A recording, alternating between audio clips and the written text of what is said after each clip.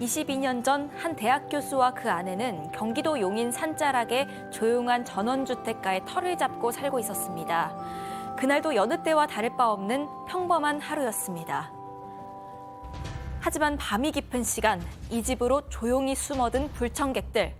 얼마 지나지 않아 괴한들은 안방에 있던 부부와 마주쳤고 흉기를 휘두른 뒤 다급히 집을 빠져나갑니다. 어떻게든 신고를 하려던 교수는 문 밖에서 그만 정신을 잃고 마는데요. 1시간 뒤 신문 배달부가 신고를 했지만 집안에 있던 아내는 이미 숨진 뒤였습니다. 그리고 교수는 15년 만에 법정에서 범인을 마주하게 됩니다. 오늘 사건연구소의 키워드는 15년 만에 잡힌 범인, 교수 부인 살인 사건입니다. 지금 프리젠테이션에서 사건 발생 15년 만에 피해자 교수가 법정에서 범인을 마주하게 됐다라고 하는데, 어떻게 해서 이렇게 오랜 시간이 걸렸던 걸까요? 자, 2001년 사건이 있었던 그날 당일 밤으로 한번 가보죠. 네, 일단 사건이 일어난 곳이 경기도 용인시입니다. 지금은 기흥구로 바뀌었는데 당시 행정구역상으로는 구성읍에 해당하는 곳인데요. 여기에 전원주택들이 모여있는 마을이 있었습니다. 2001년 6월 28일 새벽 4시가 넘은 시간에 이곳에 한 2층짜리 단독주택에 웬 괴한 2명이 침입을 했습니다. 이 집에 살고 있던 게 50대 의대 교수 그리고 그 아내였는데 잠을 자던 부부가 인기척 느끼고 깨어난 겁니다. 괴한들이 부부를 마주치자마자 흉기를 휘둘렀고요. 부부 모두가 다리 쪽을 공격당했습니다. 교수가 안간힘을 다해서 집 밖으로 나왔지만 정신을 잃고 쓰러졌고 새벽 5시가 넘어서 신문 배달부가 왔다가 이걸 발견하고 신고를 했습니다. 교수가 병원으로 옮겨졌는데 중상을 입었지만 목숨만은 건졌고요. 하지만 교수의 아내는 허벅지 쪽을 찔리면서 과다출혈로 결국 목숨을 잃었습니다. 교수님, 이게 무슨 일이 벌어진 거예요? 도대체? 글쎄요. 지금 이제 일단 이 사건만 보게 된다면 다리 쪽을 두 사람 다 공격을 했다라고 하는 거. 그래서 그 당시 이제 수사팀 같은 경우는 몇 가지를 이제 지적을 합니다. 다리 쪽을 공격을 했고, 물론 이제 피해자 한 분 같은 경우는 나중에 결과적으로 이제 돌아가시긴 했지만, 그리고 이제 부부하고 딱 마주쳤을 때 금품을 요구를 하지 않고 바로 흉기를 사용해서 공격을 했다는 거죠.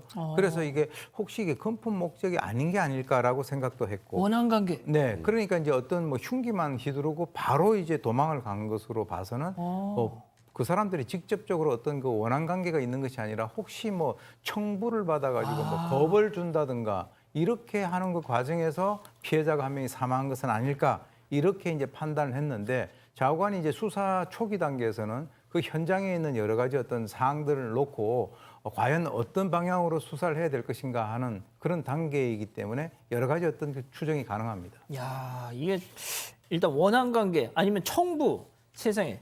자, 이게 2001년입니다. 그리고 당시 구성읍이에요. 지금은 기흥구로 바뀌었지만 전원주택 단지면은 지금도 그런데 CCTV가 오죽했겠냐고요. CCTV가 아예 없었어요. 아이고. 아예 없었고 집 안에도 이게 범인들이 누군지 알 수 있을 만한 짐작할 수 있을 만한 그런 단서도 하나도 없었던 겁니다.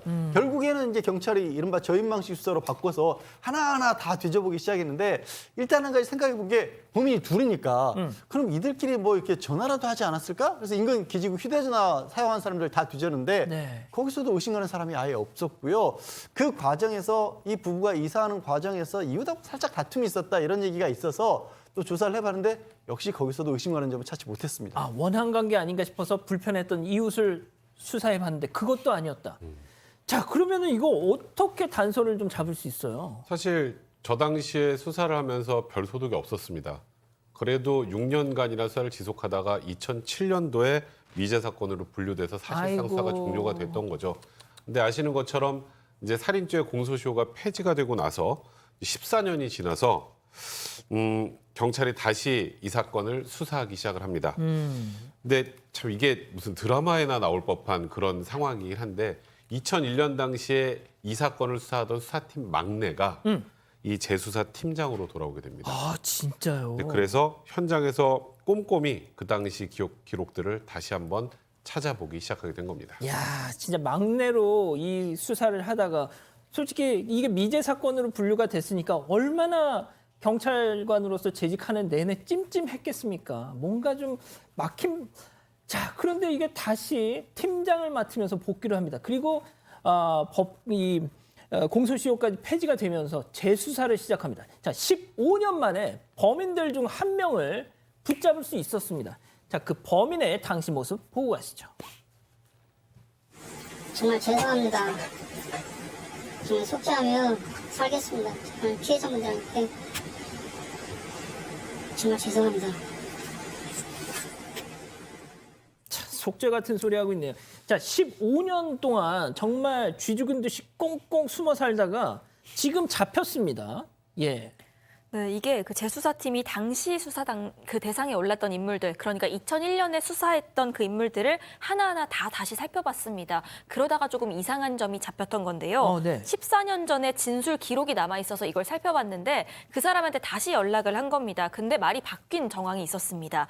이 인물 같은 경우엔 당시 사건 직후에 현장 주변에서 누군가와 통화한 기록이 있었던 인물입니다. 그 당시에 2001년에 그때 누구랑 통화하신 거예요? 이렇게 물어봤을 때 이 사람이 얘기했던 게 내가 휴대전화 판매점에서 일하는 사람인데 뭐 사업상 목적으로 고객이랑 통화를 했습니다. 이렇게 답을 했습니다. 이 진술이 기록으로 그대로 남아 있는데 2015년에 다시 한번 그때 그 통화 그리고 그 통화 상대에 대해서 물어보니까 나 그 사람 전혀 모르는 사이다. 이렇게 강하게 얘기를 했던 겁니다. 와, 교수님, 제가 진짜 이 사건에서 가장 감동을 받았던 게 이 대목인데요. 그때 앞서 백 변호사님이 저인망 수사를 했다고 했잖아요. 5천 명을 털었다고 제가 들었는데 정말 그 사건 기록을 다시 이렇게 리뷰를 하면서 누가 통화했냐? 그냥 사업상의 목적으로 내 고객이랑 통화를 했던 거다. 응? 그런데 그 중에 하나 그거를 갖다가 15년이 지나가지고 잘 기억이 안 나는데요. 세상에 이걸 캐치를 한 겁니다. 그래서 통상 이제 수사팀의 막내가 나중에 세월이 지나가지고 이렇게 해결하는 그런 경우가 가끔씩 있습니다. 그리고 이제 살인죄 공소시효를 폐지를 해야 되는 이유가 바로 이것이고요. 그리고 미제 사건 전담반이 가동이 돼가지고 그동안에 많은 어떤 성과들을 올렸는데요. 지금 이제 실제 이 범인의 입장에서는 사실 그동안에 시간이 흘렀기 때문에 자기에게 재수사가 올 거라고 생각을 안 하고 있어가지고 갑자기 이렇게 툭 쑤시니까 허를 찔린 거죠. 그래서 실제로 이제 경찰이 물어보니까 모르는 사람이다라고 했는데 경찰이 이제 그렇게 호락호락하지 않죠. 그래서 그 통화 상대 근황도 조사를 했는데요. 14년 전에 통화를 했던 그 상대가 김모 씨인데 2015년 재수사 당시에는 교도소에 들어앉아 있었다는 거예요. 그래서 좀 더 조사를 해보니까 이 두 사람이 이게 서로 모르는 사람일 리가 없다는 건데 왜냐하면 이 두 사람이 1999년 12월부터 2001년 2월까지 1년 3개월 동안 같이 교도소 감방 동기로 있었다는 겁니다. 그러니까 이 사건이 발생된 게 2001년 6월 28일이니까 이 사람들이 나오고 한 넉 달 정도, 서너 달 정도 지나서 발생이 된 건데 그러니까 이 감방 동기를 갖다가 모를 리가 없다. 그거는 모를 수 없는 사람을 모른다라고 얘기했기 때문에 이 얘들이 뭔가 숨기는 것이 있다라고 볼 수밖에 없는 그런 상황이었어요. 야, 백 변호사님. 네. 시체말로 군대 동기만큼이나 이제 그거 한 게 감방 동기 아닙니까? 그러니까 여기서 이제 모른다고 하는 순간 의심할 수밖에 없죠. 둘이 모를 수가 없는 사이니까 교수님 말씀하셨던 것처럼. 그래서 일단 한 명은 재수사 당시에 김모 씨는 이제 교도소에 수감돼 있었고, 그럼 나머지 한 명을 먼저 조사를 하면 교도소에 있는 사람이 그 이후에 가서 해도 되잖아요. 네. 그래서 조사를 시작하면서 어렵지 않게 이 두 사람 범인이라는 걸 확인하게 됐습니다. 일단 2016년 7월에 먼저 나 그 사람 모르는 사람이에요. 감방에 있었던 이 김모 씨를 그 사람을 먼저 소환을 합니다. 그런데 출석을 통보했는데도 나오지 않았어요. 왜요? 그냥 나오지 않았습니다. 그래서 9월 달에 2차 출석기를 잡았는데 바로 그날 그 바깥에 그러니까 교도소가 아닌 사회에 있었던 또 다른 용의자가 극단적인 선택을 한 겁니다. 극단적인 선택을 하기 직전에 본인의 아내에게 살인죄 공소시효 좀 알아봐 달라. 사실 내가 과거에 살인을 저질렀다 이렇게 털어놓기도 했었다고 합니다. 자, 그러니까 다시 한번 정리하면 2001년 두 명의 범인이 살인 사건을 저질렀고 2017년 재수사를 통해서 용의자 2명을 추렸습니다. 자, 그런데 그 중에 한 명은 아내한테 야, 당신 살인죄 공소시효 좀 알아봐. 내가 과거에 실은 사람을 죽였어. 다 이실직고를 하고 극단 선택을 했습니다. 자, 결국 그 통화 상대였던 아까 본 그 모자 눌러 쓴 그 사람만 붙잡혔다는 거 아닙니까? 그렇습니다. 그날 도대체 어떤 일이 있었는지 그런 살아남은 그 사람에게 이제 실토를 받았는데 이 둘이 2001년에 이제 감방 동기였다고 그랬잖아요. 가석방으로 출소를 했던 겁니다. 그럼 이제 모범적으로 살지를 못하고 둘이 모여서 결국 대포차를 타고 수원 시내를 털면서 빈집에서 절도를 한 3차례 정도 하고 그러다가 뭐 좀 시원치 않았던 모양이죠.